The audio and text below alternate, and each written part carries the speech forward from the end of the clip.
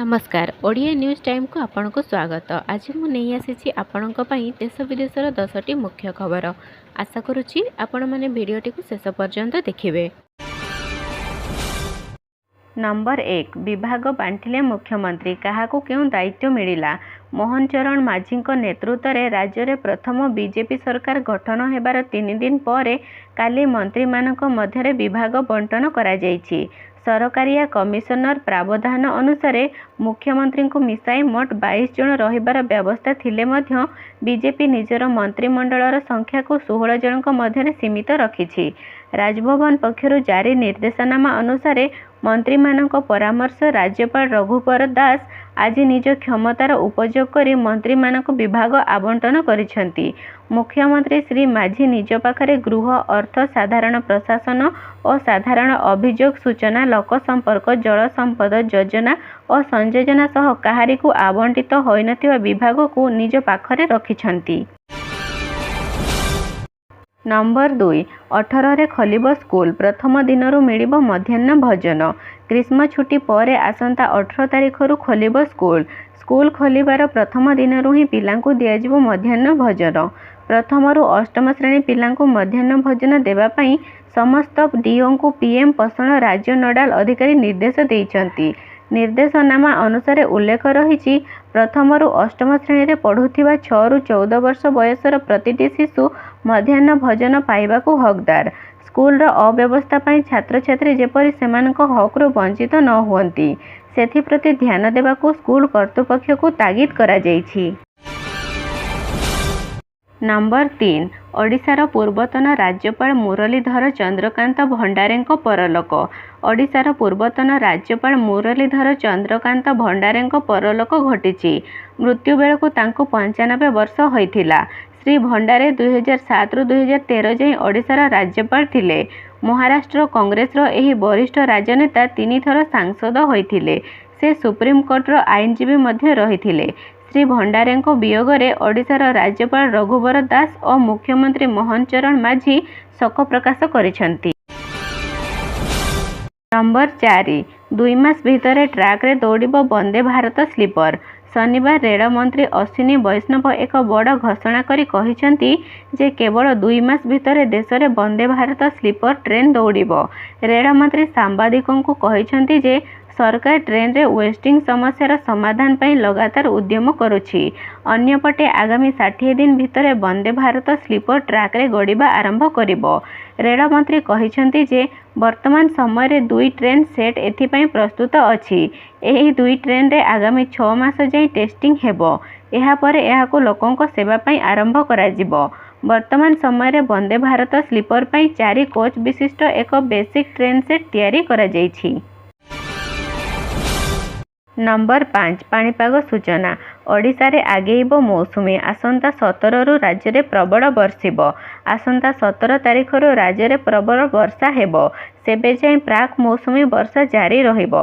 राज्यर सबु अंचल रे वर्षा हेबो। 17 तारिख पर दक्षिण ओडिशा रे प्रबल बर्षिबो। पाणीपाग विभाग एभली पूर्वानुमान करिछि। 15 और 16 रे उपकूल और आभ्यंतरीण ओडिशार विभिन्न स्थान रे वर्षा संभावना अछि। केतेक स्थान रे घड़घड़ी सहित वर्षा होई पारे। 17 ରୁ दक्षिण ओडिशार वर्षा बढ़िबो बोली पाणीपाग केन्द्र निर्देशिका मनोरमा महांती कहिसेंती। राज्य रे मौसुमी अग्रसर पई पाग अनुकूल अछि। मौसुमी प्रभाव रे अनेक स्थान रे प्रबल वर्षा हेबो बोली से कहिसेंती। नयागढ़ कलाहांडी रायगड़ा कंधमाल गंजाम और गजपति जिल्ला रे भारी वर्षा हेबो। नंबर 6 54 औषध सस्ता। मधुमेह रोगी समेत कोटी कोटी लोक उपकृत हेबे। सरकार किछि अत्यावश्यक औषधर दर ह्रास करिसेंती। कान नाक हृदय एवं मधुमेह रोगर चिकित्सा व्यवहृत औषध गुड़िक वर्तमान कम मूल्य रे उपलब्ध हेबो। एसबु व्यतीत लोक माने कम मूल्य रे मल्टीविटामिन औषध मध्य पाई परिबे। मोट 54 औषधर दर सस्ता होइछि। गत मे मासरे सरकार औषधर दर ह्रास करथिले। सेतेबेले 41टी जरूरी औषध और 6टी विशेष औषधर दर ह्रास करा जायथिला। एथिरे एसिडिटी गैस पेनकिलर एलर्जी एवं यकृत औषध अंतर्भुक्त थिला। एहा सहित मधुमेह एंटीबायोटिक हृदय एवं मल्टीविटामिन औषध मध्य अंतर्भुक्त करिछि। नंबर 7 नीट अनियमितता देशव्यापी 2 दिनिया आंदोलन डाकरा देले छात्र संगठन।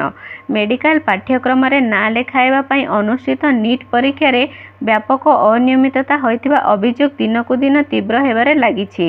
एपरि अभियोग आनी वामपंथी छात्र संगठन पक्षरु देशव्यापी 2 दिनिया आंदोलन डाकरा दिया जाइछि।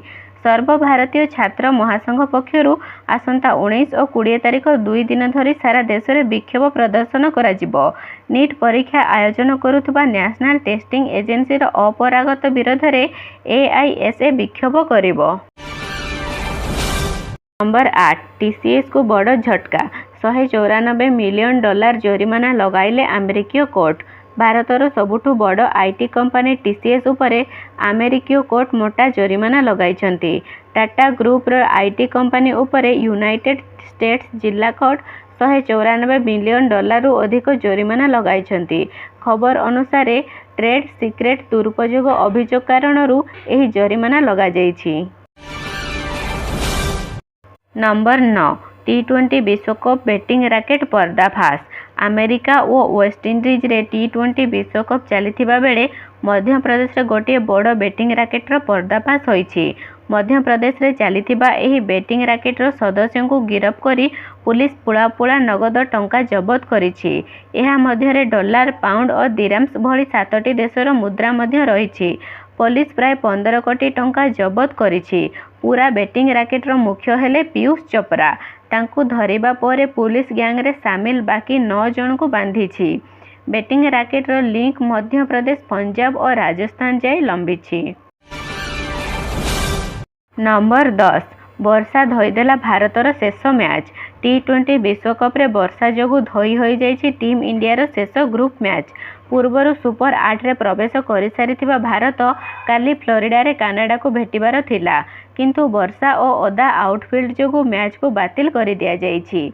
एहार अर्थ भारतर ग्रुप पर्याय रे अपराजय रही सुपर 8 को जाइछि। एबे सुपर 8 रे मैच गुड़िक भारतीय टीम वेस्टइंडीज रे खेलिबो।